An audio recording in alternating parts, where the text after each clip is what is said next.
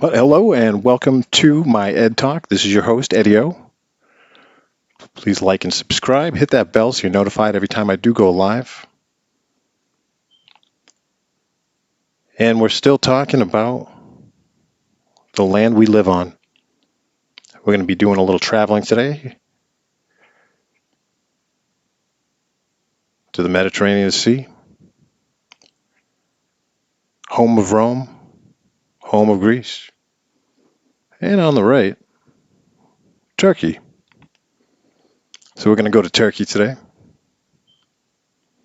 Thank you for the follow.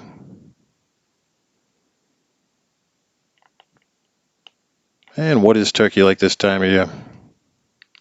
And why are we going to talk about Turkey? We're going to be looking at another excavation. How much of this world is underground? Oh my, it seems like quite a bit.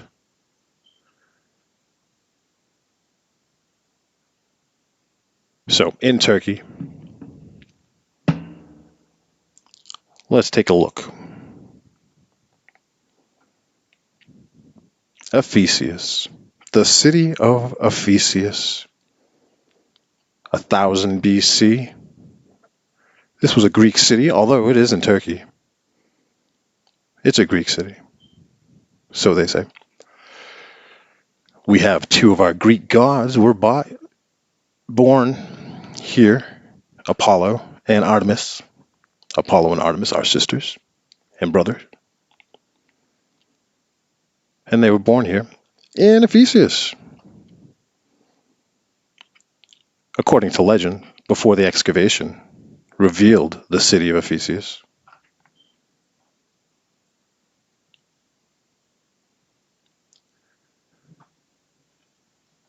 In the 1860s, 100 acres was excavated at this site to reveal, what do you know? Architecture, structure, columns, history. And just like Rome, prior to the excavation, which was 30 feet higher than we see these people hanging out and standing, what was the name of Ephesus prior to its excavation? Apasia. And what is it named today?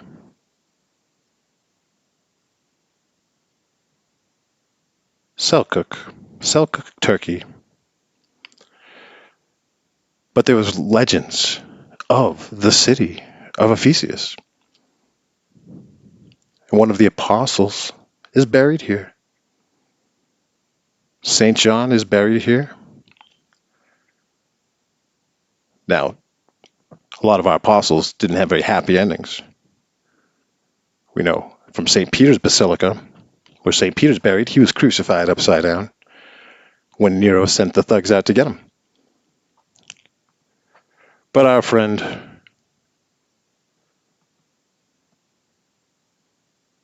St. John was exiled and returned to Ephesus. In his glory, of course. And was buried here. Now, around the year 700 AD, a little bit right after Rome, interestingly enough, was forgotten about.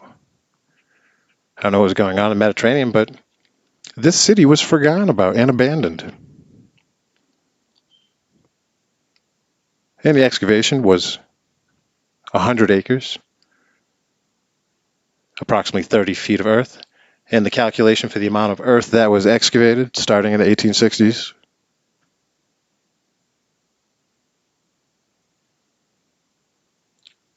we get, what is the total number here? 131 million cubic feet, which is how many tons of earth? Good question. Approximately 2.5 tons of earth per cubic foot. So 131,400,000 cubic feet is equivalent to 328,500,000 tons of earth. Well, that's a lot of dirt. So another major excavation process, and the historical narrative tells us that prior to the 1860s, when this had a level of earth over it, this whole area here,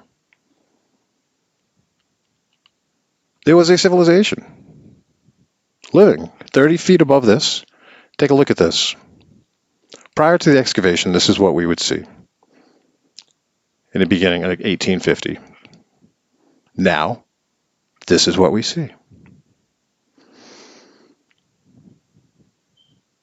And there was a civilization here. Houses, churches on the 100-acre site. And just nobody was aware that right under their feet was the legendary city of Ephesus. Akin to Rome, just like Rome was buried after it was abandoned in the year 700, 600. When the Roman Empire fell in 476, it took some time to be completely abandoned. But, you look at these maps here and you wonder, Rome, there's Rome right next to Greece, just a swim over, and there's Turkey. These guys are all pretty close. Pretty close. So how did they forget about Rome's great city? How did they forget about Ephesus? But they did, according to history. And what did they find? They found not only the burial place of one of the apostles who was legendarily buried at Ephesus, but they didn't know where it went. They heard about it.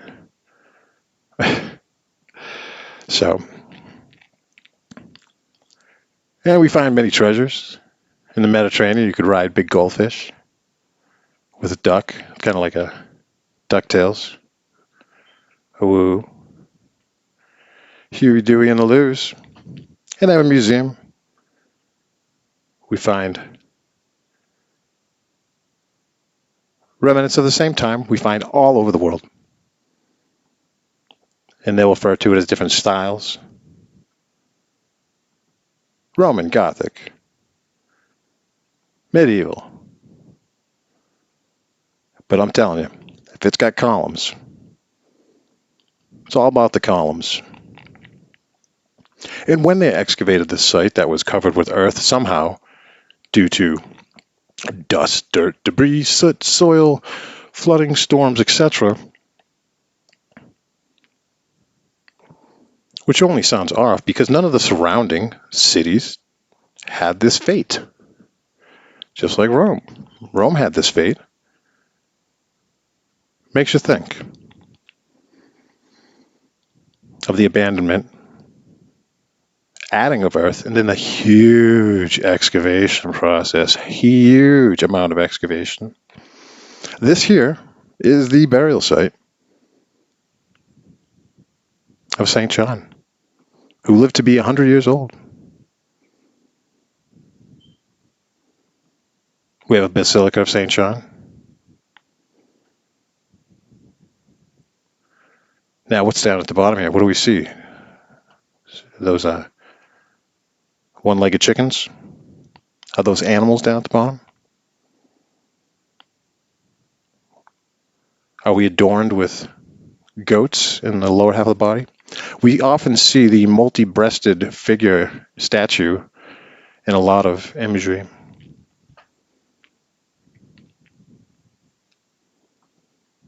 But there's interesting finds here, to say the least, at the city of Ephesus. And here we have Jesus' mother, the Virgin Mary, the Assumption of Mary in Jerusalem, not too far away. Hey, thank you for the gifts to you.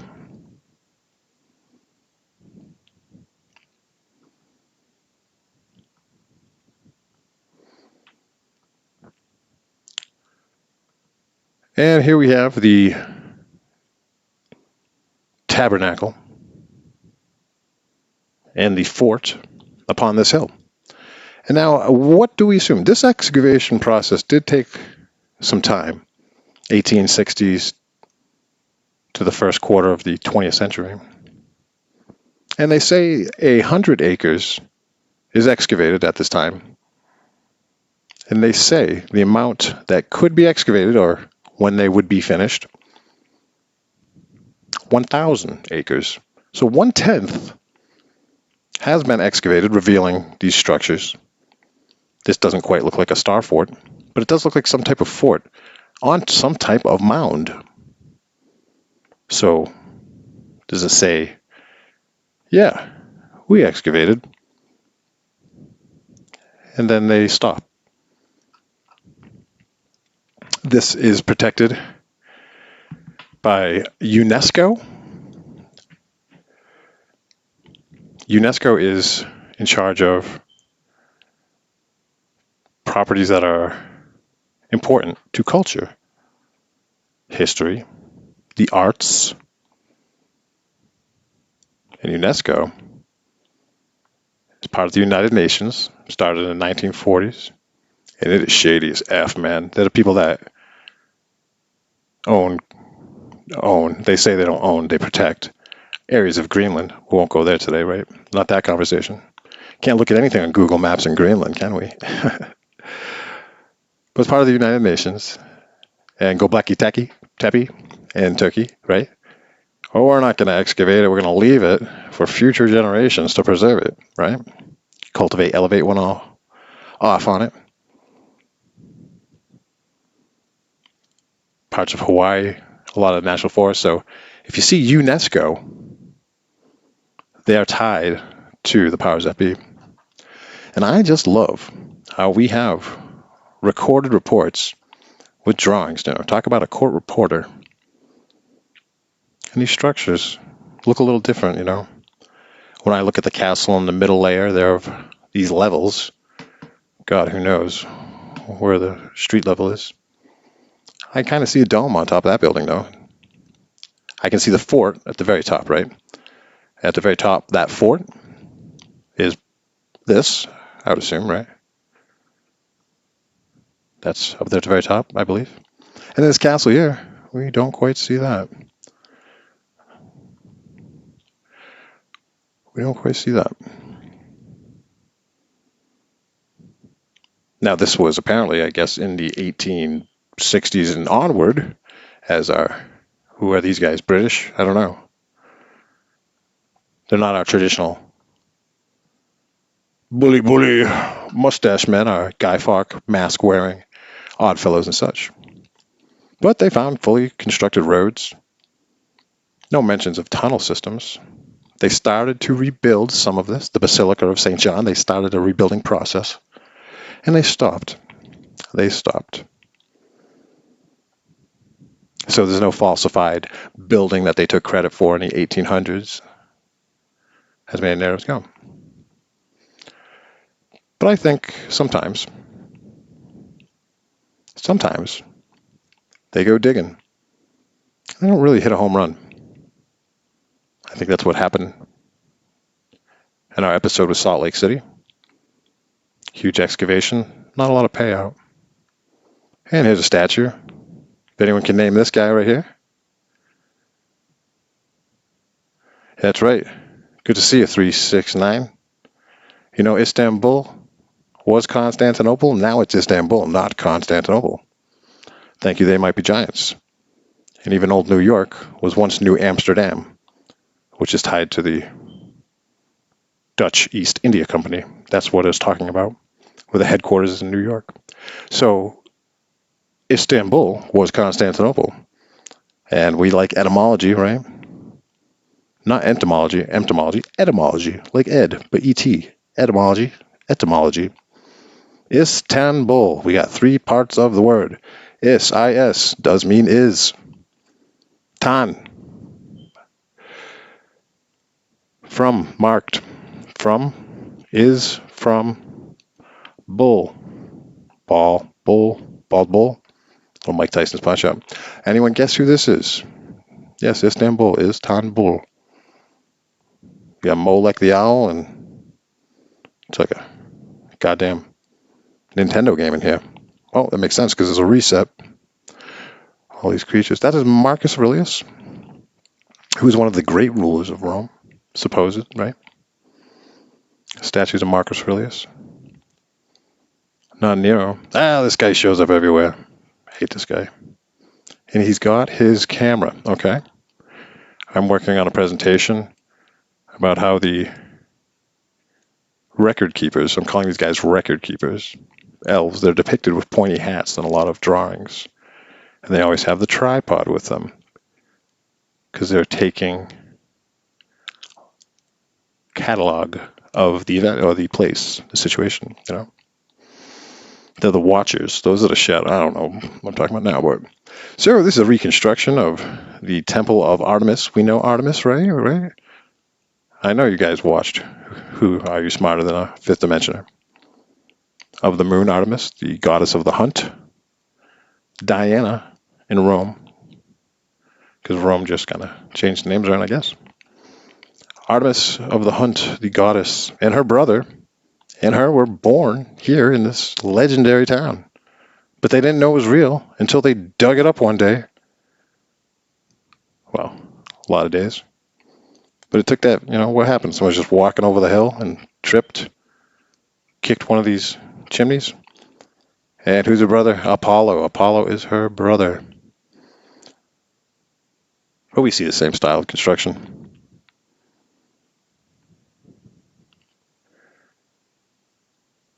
And we have an abandonment of the city before it was claimed by 30 feet of earth and soil.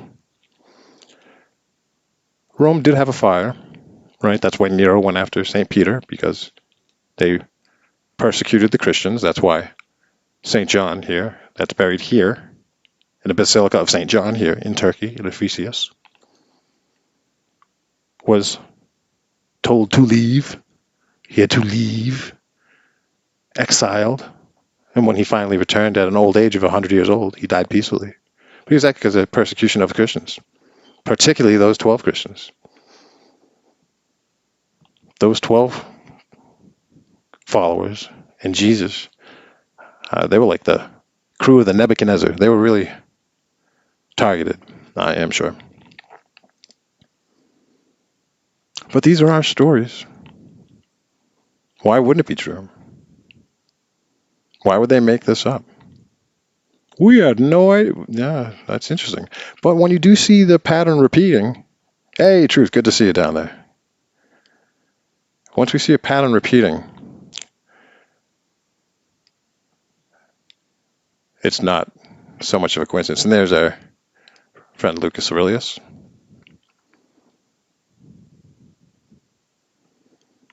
Making Rome a better place day by day, supposedly. And as Rome was excavated, so was the city of Ephesus. That's kind of a giveaway. If you're sitting on that hill, hey, these rocks are kind of like chairs. Could this be two different locations? Two different timelines? Or, legitimately, was this city, which has been excavated in the area of 100 acres, and it is claimed that there's 1,000 acres total to excavate, so 1/10 has been excavated of this city, and it's put on hold. Again, because of the United Nations and UNESCO. UNESCO protects all of your sacred sites. You can't go there. You can't look at that. You can't go to the North Pole. I bet they own it. And here's a depiction of what it looked like. So, is this just a drawing? Images are images. Even though this one on the bottom is a photo, it's still an image.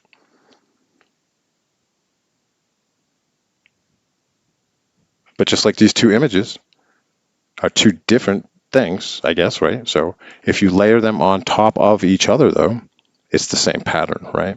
So I guess that's a great example of there is no timeline. There are no dates in history. It's the same pattern over and over again. Larger and smaller fractals. It's the same ritual. Hocus pocus, alamazocus, sim sim salabim, mekalekahai, mekahini ho. Abracadabra, whoop-de-woo. Pop goes a weasel goes pop. Cha-cha-chang chang. But look at those two gentlemen in the bottom right, standing very still. They're statues. Those look like big statues. Is this perspective? Could be. So what do you see? Do you see anywhere you could line up? Of course, we have the columns here with the 8 on the bottom and 8 on the top, right? The doubles. Do you see that in the picture? Where what was? Do artists taking these depictions take liberties? And once they're done, the recording process of it, they add what they want to? That's what we hear with map makers a lot of maps from prior to Medical Vespucci making maps. We have maps with other areas in the North Pole.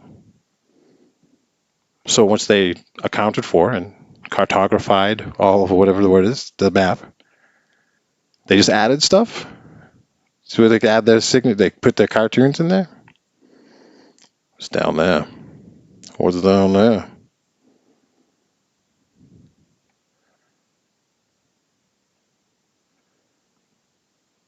Another excavation.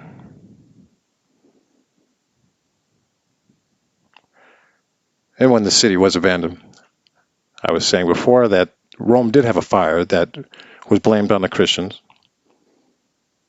But Rome was a mighty city. And this fire did destroy buildings, but Rome was not crippled to the point where now, when it was excavated in the 1700s, it's destroyed. This place is destroyed. Is this all the materials that were used in building it? Some of the blocks missing? Is this like part of a previous reset and then they literally under the carpet and they like threw some dirt on it and said, don't look there. Cover that. Just covered it up. It's kind of weak. But I guess I'm pointing towards the fact that once the earth got on this and then was excavated, supposedly, according to the history, as far as my understanding goes, the buildings were fine. The structures of the architecture was in form. It wasn't like this. Now, with the earth, 30 feet of earth on this for whatever timeline you want to say, 1,000 years, 800 years, millennial reign of Christ, I don't know. That earth around it destroyed it and removed some of the stuff too, because you see rocks all over the ground. It's interesting. Perhaps the materials made to construct some of these cities were more than the granite and the marble and the sandstone and the magical concrete, Roman concrete. So perhaps the word excavation could travel a little differently in this situation where perhaps some of the Christmas lights on these buildings were taken. Could be, don't know. When you look at the Grand Canyon, massive forms in geography. Perhaps these were excavations with giant tools. When you look at the mesas, you look at Death Mountain, Close Encounters of the Third Kind, and it looks like a tree you got cut down, right? The hexagonal pipes. And those are lava, they say, is a magma making those hexagonal strands. But giant tool, if that was a giant trees, Gilgamesh cut down the giant tree, right? With Enki. Enkidu, and Gilgamesh, the buddies. And they cut down a giant tree, right? They brought it where? North Pole, homie. So we have early accounts.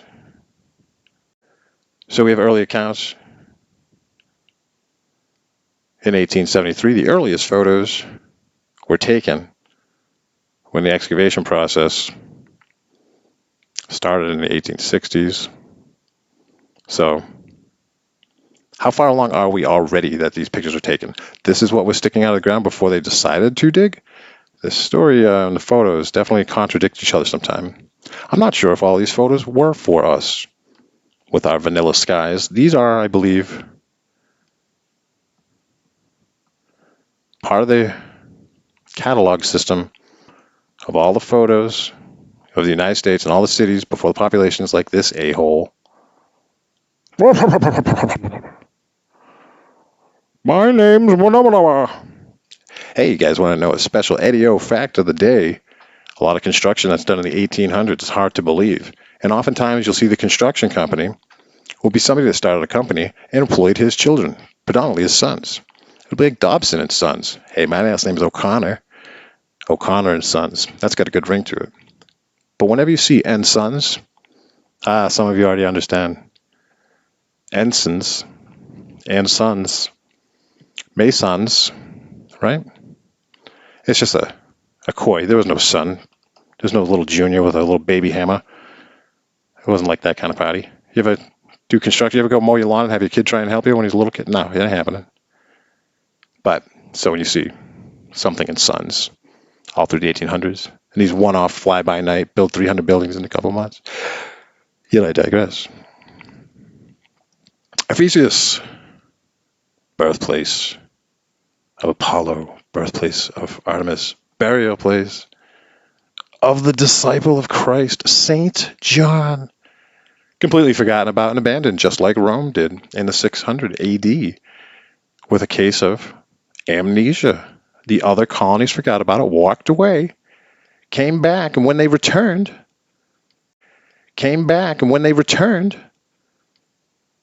it was covered with dirt and greenness. So they built another society on top of it. There was a different city name.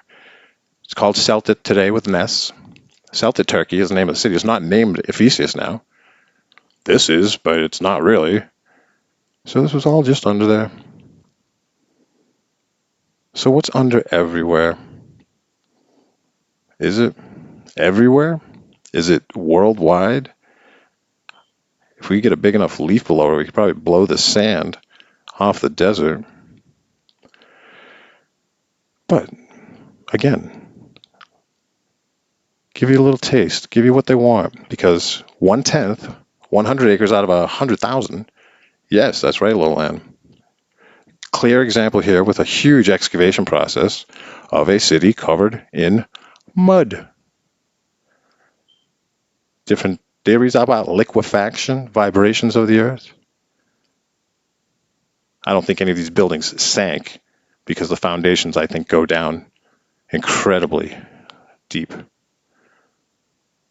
There's enough tunnel systems and sub-basement floors. No reports of that here, though. But we do see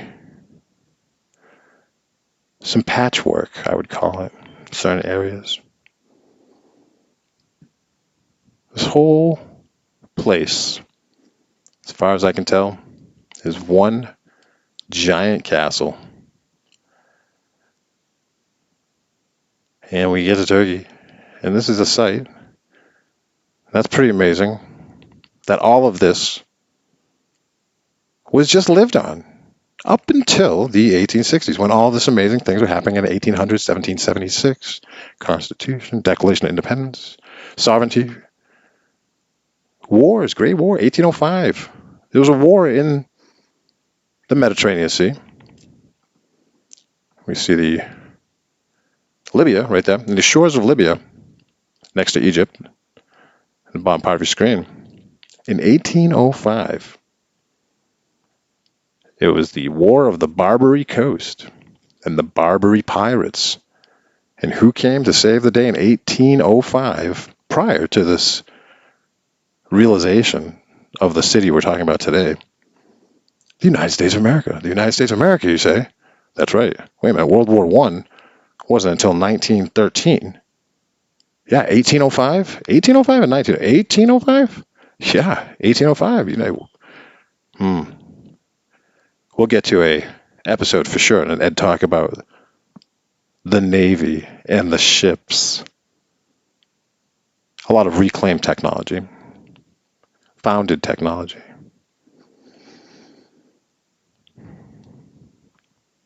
But yeah, people just kind of, hey, walking around. Society's booming, growing. No growth period in history has ever been more than the beginning of the 1800s. That's when everything happened. But some things just slip by us.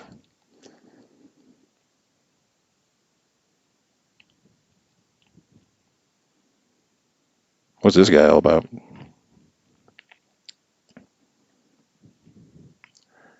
probably knows this guy. One thing to look out for when you're researching and doing your own work, which I know everybody is these days, because you can't turn around without running into a situation.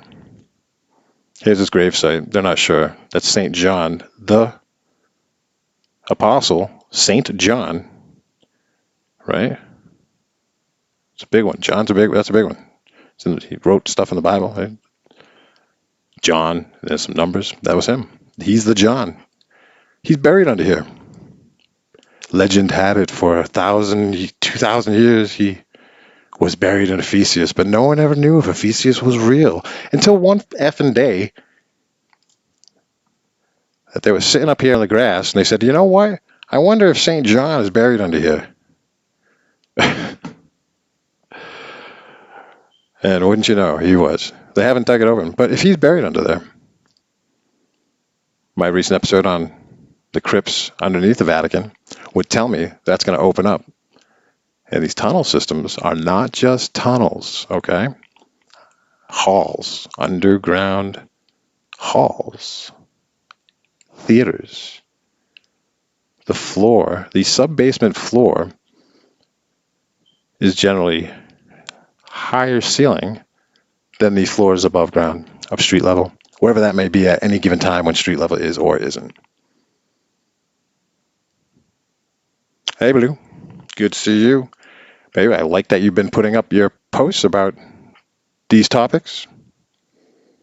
And that's it for today's Ed Talk. I'll probably be back soon enough. Please like and subscribe. Hit that bell so you're notified when I do go live. Hit that bio up there.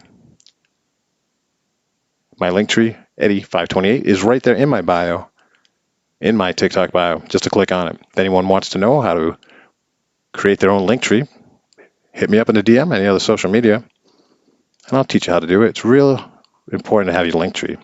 Makes everything a lot easier. And while you're there, you can go to my YouTube channel. Follow me on YouTube. It'd be a big help. Hard to gain traction. And they always set the goal a little higher. I had to get 50 followers. They did it. I had to message people. Bio, Courtney, all you guys, my friends in here, I messaged you like one by one. I'm like, can you please follow my YouTube channel? And one by one, it got to 50 where I could go live on YouTube. I do lives on YouTube, so if you follow me on YouTube, hit that notification as well. Hopefully we'll be doing some interviews, some co-hosting with some other creators along this topic line.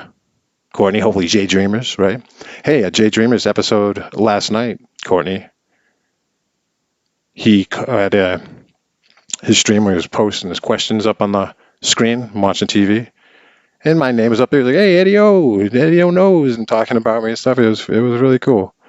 I was on TV with J Dreamers. Other shout-outs out there on YouTube, Lucas Aurelian, John Levi, Divergent, Old World Exploration, who you can find now here on TikTok. He just joined Old World Exploration. And, of course, My Lunch Break. My Lunch Break has been turning heads. It's the way it is. It's digestible. It's feasible. And it's just a pattern. These are not unique circumstances. All these situations. Yes, you did, Courtney. You definitely had that Neville Goddard where, you saw it. That's it. Like earlier, keep that excitement. When you're excited about something, it's an active patience, okay? Which sounds counterintuitive. Sounds oxymoron. Actively patient. And the active is like Neville Goddard's words earlier, to have that trust in the universe and that calmness. And that it is. You don't trick yourself because it is. It just is. It's that feeling when you first saw that boy you liked, that girl. That's the feeling. That car, the TV. One thing you never want to manifest or think is what's not real. That's money, cash. Never say, I need money. Don't do it. What do you need the money for? New phone? I need a new phone. That's the excitement. You don't just want to be stockpiling bad credit and the karma soul. Serve. Give it away. Give all that money back. And that relaxation. Once you realize how easy it is to have that feeling that you already felt and just have that for enough and not keep working on it, because you keep trying to shape it, and eventually all the clay just disappears. Have you ever seen the viral video of the raccoon who's given cotton candy and he goes to wash the cotton candy in the water? That's the saddest video you've ever seen. That's what he was doing. He was too involved with the process. And once you get to that place and you can sit back and sort of just let it be and let it, allow it, you're not surrendering anything, you're allowing. You're surrendering, yeah, you get it. You're surrendering yourself and getting your finger out of the pie. Don't mess with the sauce. Look, smell it, stir it a little bit. Don't add your spice. Don't, if God has a plan, it ain't yours probably. It ain't mine. And once you feel that, you'll realize how much free time you have. I just got a little beepy sound in my room. And another one. If you guys hear that fire detector in the comments, I get a lot of that all the time. I do have other fire detectors. I'm safe, thank you. You'll realize how much free time you have without that worry. And then you'll be like, wow, am I supposed to be worried about something? You're like, no, I'm not. I'll let you guys in on a little secret. The race is already over. It's been over. The race is over. My race is over. It's just no one told us to stop running. So we just kept running, like running. Wow, I can't do this forever. I know. I don't even see. It's already over. Bum. Thank you very much. You guys have been very supportive. Video knows hashtag. Like, share, follow, all that good stuff. 6,000 likes. I know we can do better than that. Had a good crowd in here before I started talking, right, guys? Hey, thank you very much. See you guys around the corner square. Much love. And my magic notes.